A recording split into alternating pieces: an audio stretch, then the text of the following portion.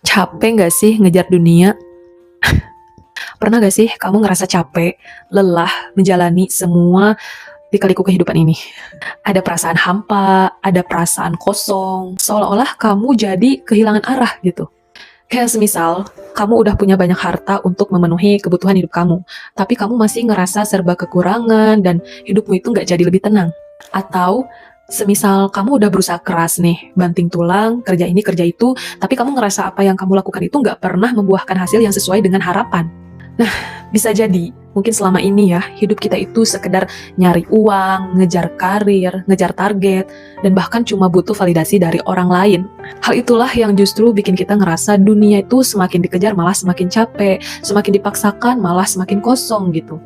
Padahal ada satu prinsip hidup yang bisa menenangkan hati kamu, yaitu berhentilah mengejar dunia dan mulailah untuk mendekati pemilik dunia. Coba deh kamu rasain ketika kamu atau fokus kamu pindah ke Allah ya, itu misalnya bisa dengan memperbaiki sholat atau menjaga hati, meluruskan niat karena Allah ya, itu tuh pasti kamu bakal ngerasain hidup terasa lebih ringan gitu. Bukan karena persoalannya atau masalahnya itu hilang, tapi karena memang hati kita itu jadi lebih dikuatkan dalam menghadapi persoalan-persoalan tersebut.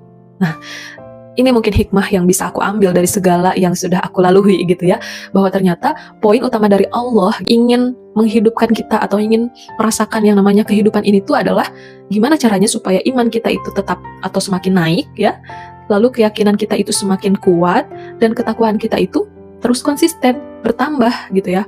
Karena gimana ya, yang namanya rumus hidup itu sebenarnya memang ranah kita itu cuma proses, bukan hasil. Hasil itu, semuanya itu adalah kuasanya Allah. Jadi ranah kita itu hanyalah proses, maka berproseslah dengan ikhlas, dengan penuh tanggung jawab, dengan semangat. Sedangkan hasil, ya kita serahkan kepada Allah. Mana yang terbaik buat kita cuma Allah yang tahu gitu. Dan ini yang paling unik sebenarnya, justru saat kita sibuk mendekati Allah, urusan dunia itu pelan-pelan malah ikut mengejar kita. Rezeki terasa cukup, langkah lebih terarah, lebih tenang, dan hidup nggak lagi serba terburu-buru.